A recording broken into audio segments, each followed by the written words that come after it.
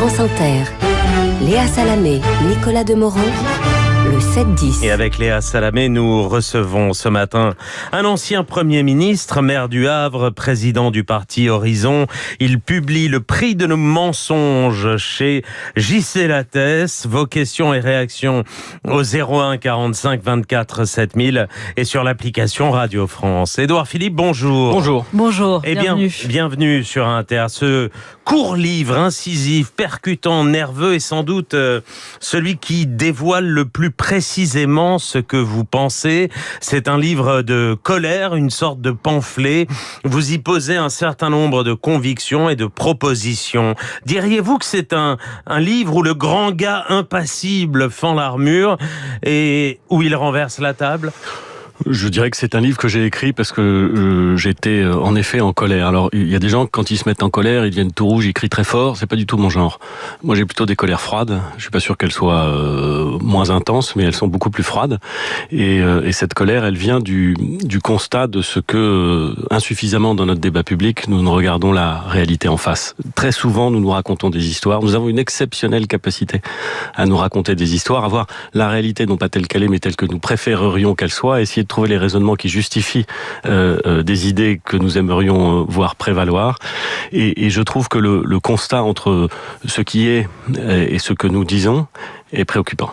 Et nous interdit de prendre les bonnes décisions. En tout cas, c'est un livre qui répond à ceux qui disent qu'on ne sait pas ce que vous pensez vraiment, que vous avez une aversion à descendre vraiment dans l'arène, à ceux qui disent que vous vous cachiez un peu, que vous vous planquiez un peu. Là, vous dites les choses sans filtre. La première phrase a le mérite de la clarté. Je suis en colère, je ne m'énerve pas, mais je suis en colère. Le titre aussi, Le prix de nos mensonges. C'est ça aussi, ce sont ces mensonges qui vous mettent en colère. Les mensonges de qui ? Et les mensonges sur quoi ? Les mensonges des politiques, vos mensonges à vous, nos mensonges à nous, journalistes, ou les mensonges de tous les Français qui se mentent à eux-mêmes et se racontent des histoires ? Alors, c'est pas un livre où j'accuse tel ou tel de mensonge. Quand je dis le prix de nos mensonges, c'est les mensonges que nous racontons à nous-mêmes. J'ai sans doute une part de responsabilité, je l'assume très bien. Mais je pense que au-delà de la responsabilité de tel ou tel, au-delà de la responsabilité de la classe politique, comme on l'appelle parfois, ou des médias qui préfèrent souvent la petite phrase à la grande idée, je crois qu'il y a quelque chose dans notre pays, dans notre débat public, qui n'est pas suffisamment fondé sur les faits et beaucoup plus sur l'éditorialisation, sur le récit. D'ailleurs, regardez comment ce terme de récit a été propulsé dans le débat public. On fait des récits sur tout maintenant. On éditorialise, on dit ce qu'on pense, on dit sa vérité. Moi, ce qui me paraît important, c'est de partir des faits. Je l'ai fait sur quelques sujets qui me paraissent importants, qui ne font pas la somme de tous les sujets qui sont importants, mais qui me paraissaient importants. Je l'ai fait notamment sur un sujet qui me paraît essentiel, qui est la prise en compte de la démographie. Parce que pour le coup, la démographie, c'est-à-dire l'évolution d'un peuple, l'évolution numérique notamment d'un peuple, détermine assez largement notre destin.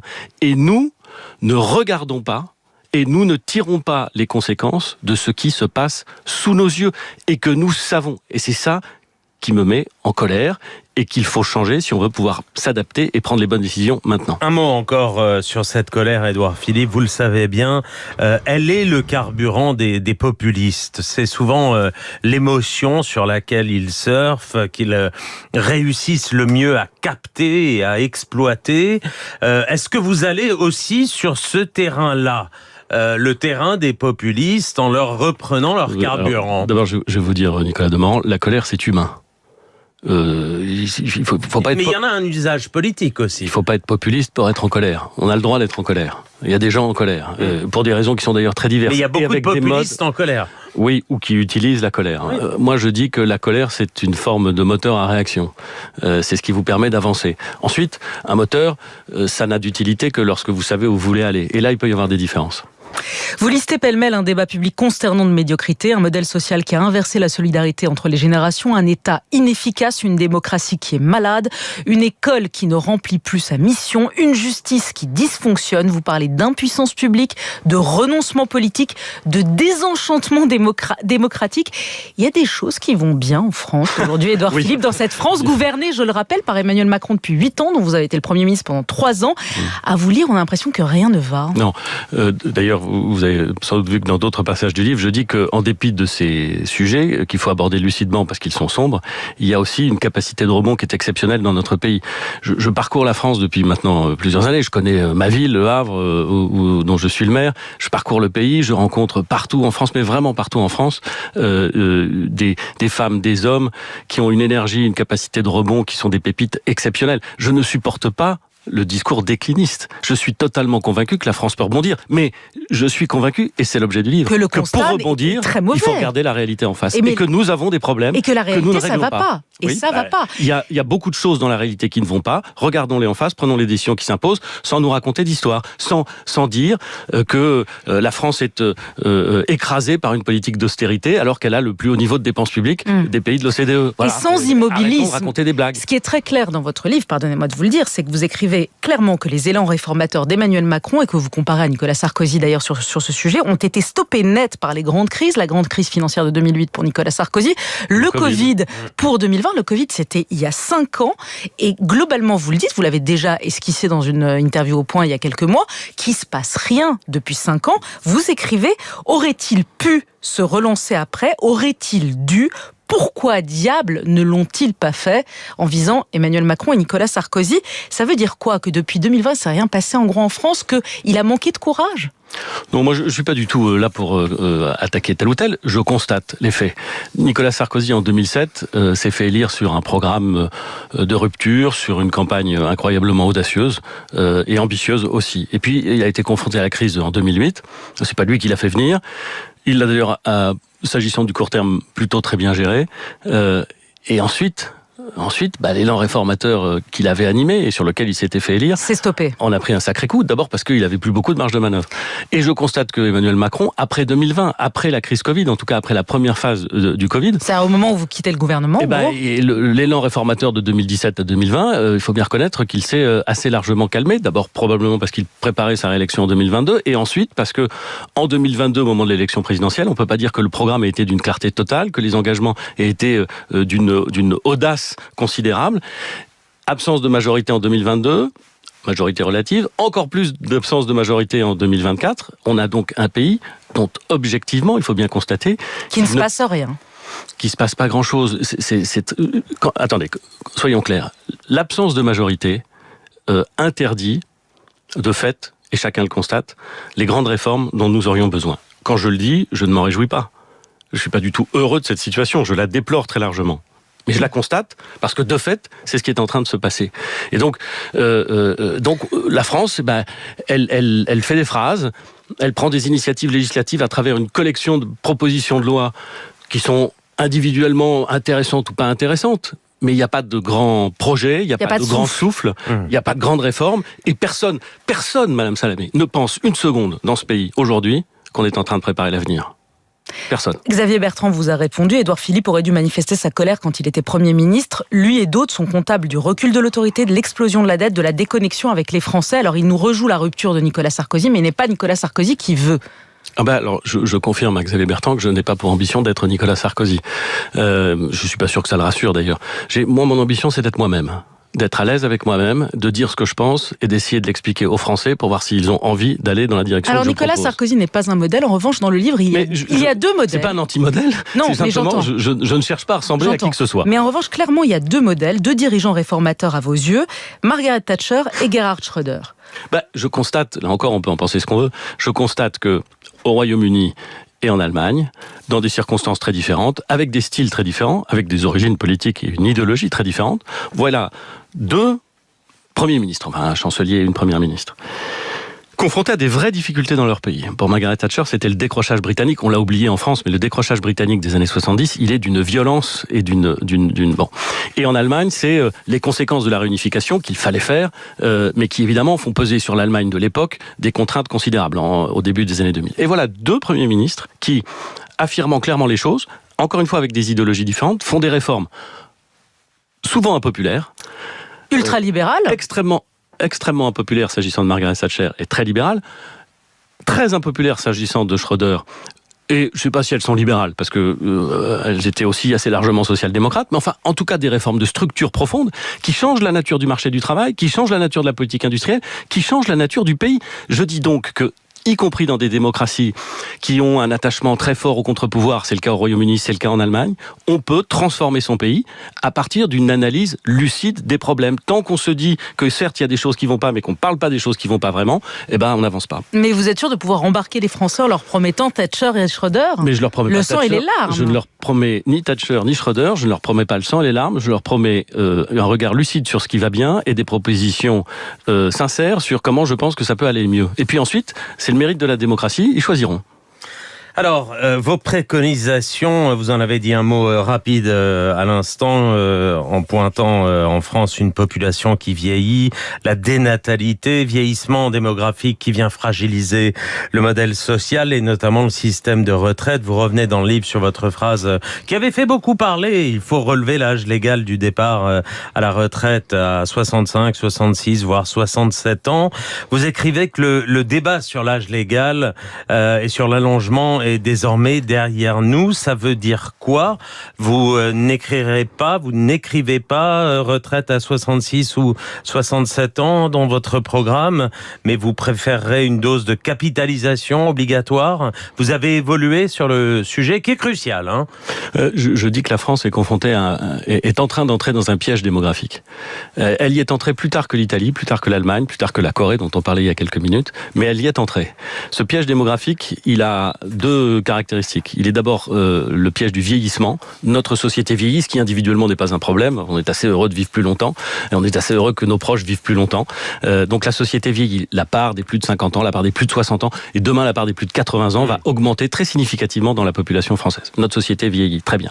Parallèlement... Qu'est-ce qu'on fait ? Elle vieillit. Parallèlement, deuxième élément du piège démographique, la dénatalité. On a commencé beaucoup plus tard là-dessus que les Italiens et les Allemands. Mais c'est très net, 1,62 enfants par femme, c'est comme ça qu'on compte en France au global, 1,58 si on regarde exclusivement, je crois, la France métropolitaine. On est donc dans une situation où nous ne renouvelons pas les générations.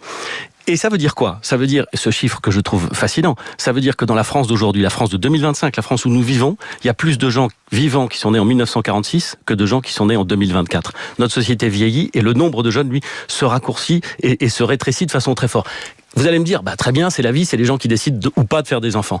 Peut-être. Mais ça a une conséquence décisive sur notre système social. Pourquoi? Parce que notre système social, il est fondé sur l'idée que ceux qui travaillent, les actifs, payent l'essentiel de la protection sociale pour ceux qui ne travaillent plus, et qui ont travaillé évidemment, qui ne travaillent plus.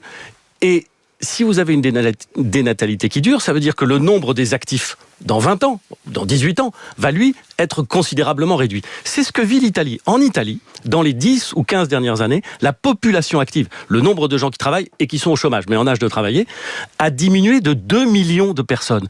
Quand votre population active diminue, vous créez nettement moins de richesses et vous ne pouvez plus prendre à votre charge ceux qui sont plus vieux que vous ou ceux qui sont plus jeunes que vous. Le constat est juste, mais quelle est votre proposition? C'est terrible. Ça veut dire... Quelle est votre proposition dans le programme sur la question des retraites qui est capitale? Si vous comprenez le piège démographique dans lequel nous sommes en train d'entrer, si vous regardez ce qu'ont fait les pays qui sont déjà dans ce piège démographique, l'Italie et l'Allemagne, vous constatez deux choses. Ou plus exactement, vous constatez trois choses.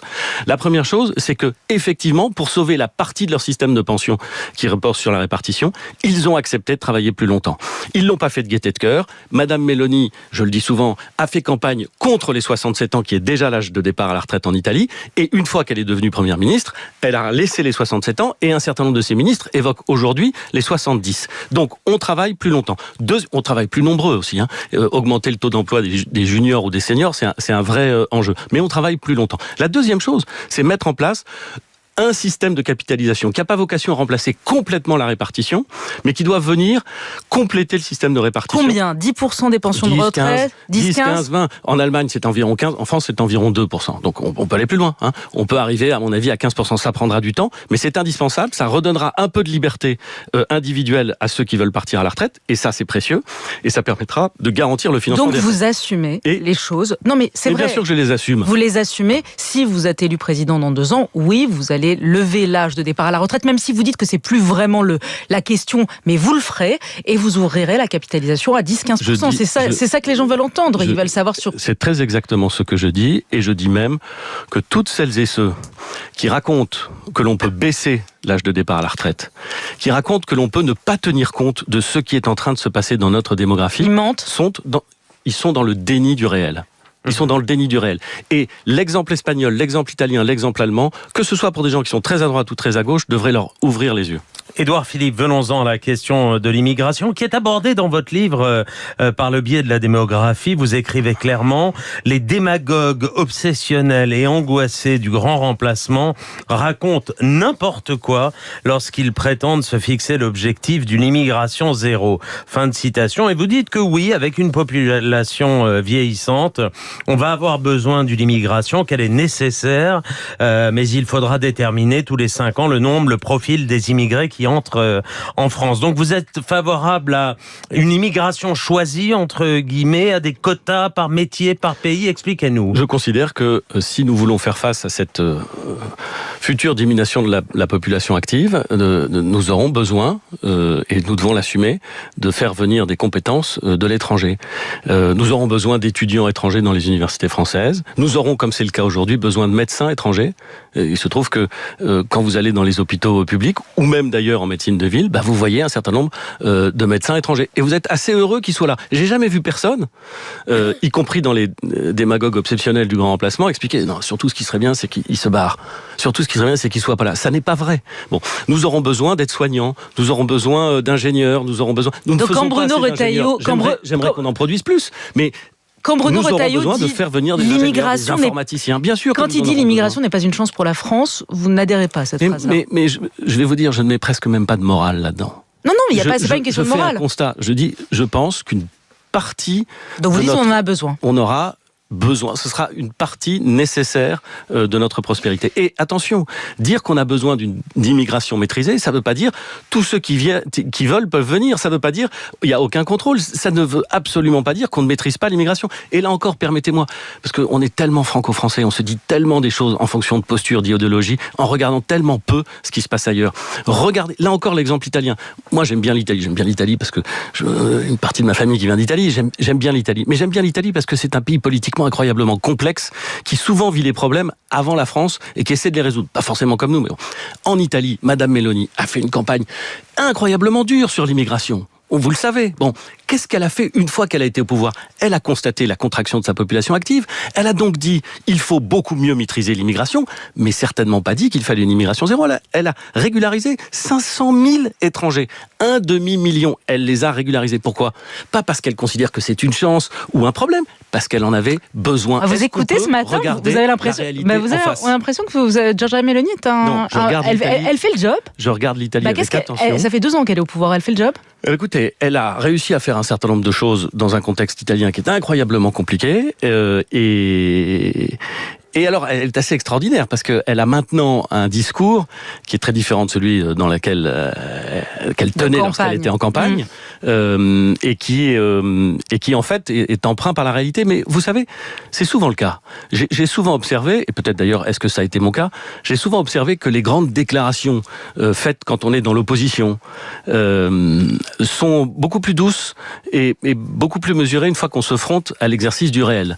J'invite d'ailleurs tous ceux qui, lorsque j'étais Premier ministre, m'ont par exemple expliqué que par définition, s'il y avait des violences dans la rue, c'est que le gouvernement que je dirigeais n'avait pas compris ce que c'était que la nature des questions de sécurité, à se rendre compte que c'est toujours très difficile, manifestement. Puisque vous parlez des violences dans la rue, est-ce que vous estimez, la question est simple et claire, que Bruno Retailleau, ministre de l'Intérieur, a mal géré le maintien de l'ordre le week-end dernier à Paris, au vu des violences et des débordements après la victoire du PSG?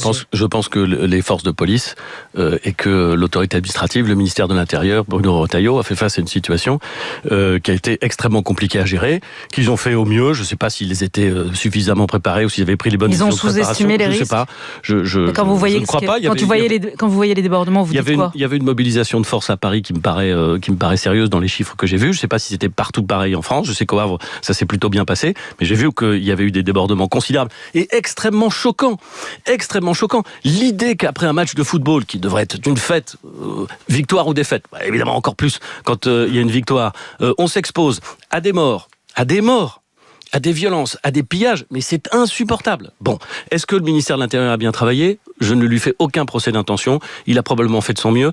Il se rend compte, sans doute, peut-être plus qu'avant, combien gérer le réel, c'est difficile. Mais il y a quelque chose sur lequel il faut insister, c'est que nous n'avons pas dans notre arsenal juridique, je l'ai dit lors d'un discours à Marseille récemment, je le redis légèrement dans ce livre, nous n'avons pas dans notre arsenal juridique les instruments adaptés à gérer ces délits qui sont insupportables et qu'il faut sanctionner, et pas sanctionner avec un rappel à la loi et une condamnation à 2 mois. C'est ce que dit Gérald Darmanin, il veut la suppression du sursis, l'instauration de peine minimale, et il dit que le code pénal n'est plus adapté à la violence d'aujourd'hui. Il a raison.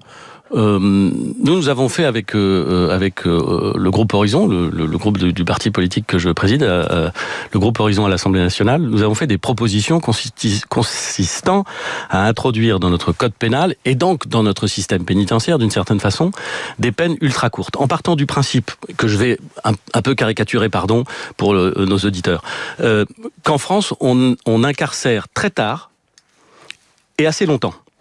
Et qu'il est probablement intelligent de faire l'inverse, c'est-à-dire d'incarcérer très tôt et pas très longtemps, pour qu'il y ait une réponse pénale ferme, pas rappel à la loi et si tu recommences, ça va mal se passer.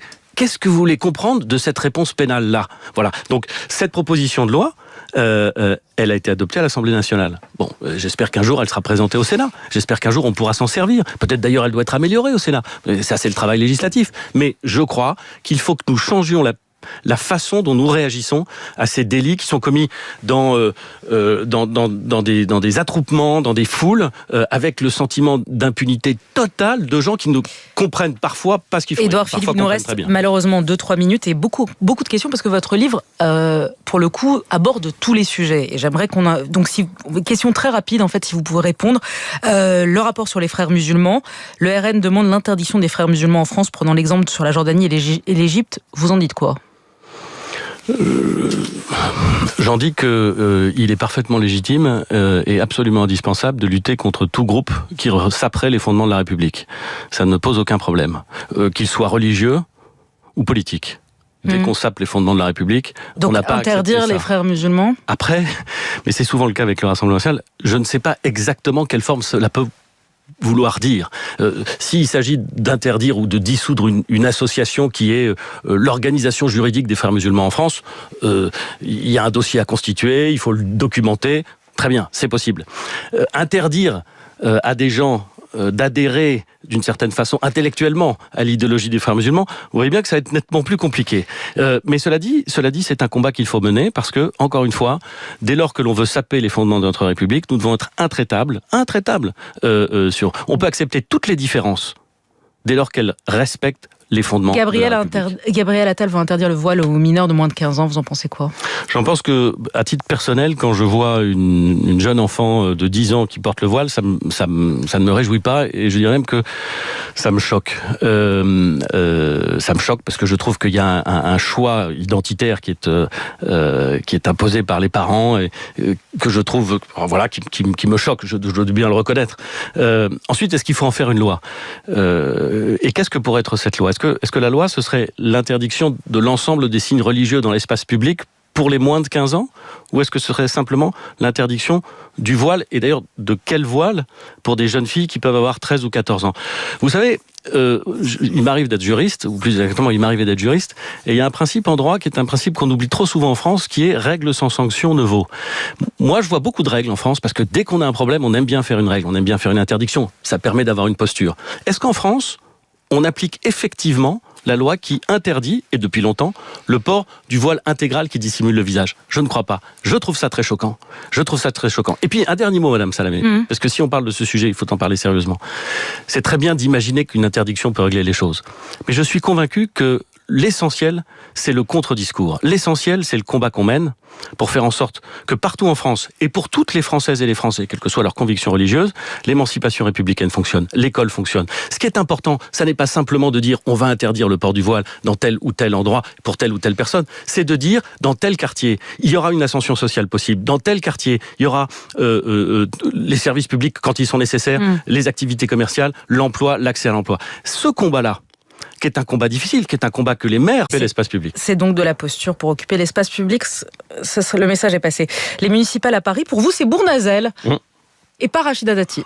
Pour moi, c'est Pierre-Yves Bournazel, parce que je le connais, je vois les qualités dont il dispose, et je pense qu'il sera un très bon maire de Paris. Voilà. Plus que Rachida Dati. Mais écoutez, dans une élection, vous pouvez respecter tous les candidats et puis avoir une préférence. Ma préférence, c'est clairement Pierre-Yves Bournazel. Je vois chez lui quelque chose qui n'est pas simplement une ambition personnelle, mais qui est une vision, une stratégie pour Paris. Je vois une constance dans l'engagement, je vois une capacité à rassembler, et je vois toutes les caractéristiques de ce qui fera un grand maire de Paris. Voilà. Pour 2027, vous ne croyez pas à la primaire. Un ticket Philippe Retailleau, ce serait possible? Je ne sais pas pourquoi tout le monde parle de ticket en ce moment. C'est très étonnant. Enfin, je veux dire, pourquoi pas d'ailleurs, hein, mais c'est très pourquoi curieux. Pas alors? Écoutez, vous me parlez d'une primaire. Moi, je n'y crois pas à cette histoire de primaire. C'est Gérald Darmanin qui vous en parle, c'est votre ami. Oui, non, mais c'est bien sûr que c'est mon ami, mais ça, vous savez, il lui arrive de pas être totalement d'accord avec ce que je dis, et puis il peut m'arriver, moi, de ne pas être totalement d'accord avec ce que je dis. Et ça n'en reste pas moins un ami, et un ami que j'aime tendrement.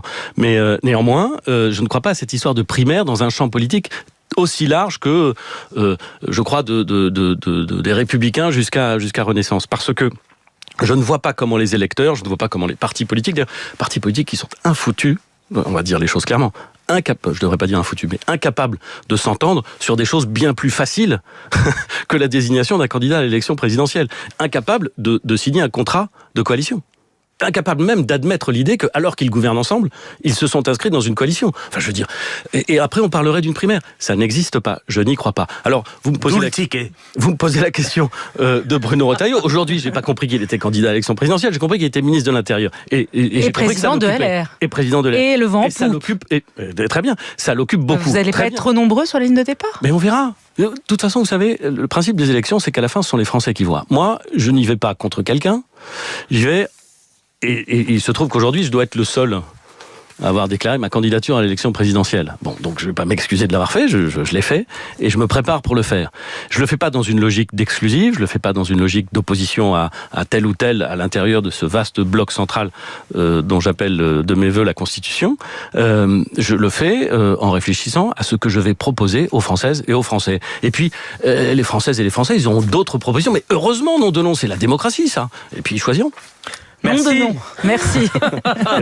Merci Édouard Philippe. Le prix de nos mensonges chez J.C. Lattès en librairie aujourd'hui. Merci d'avoir été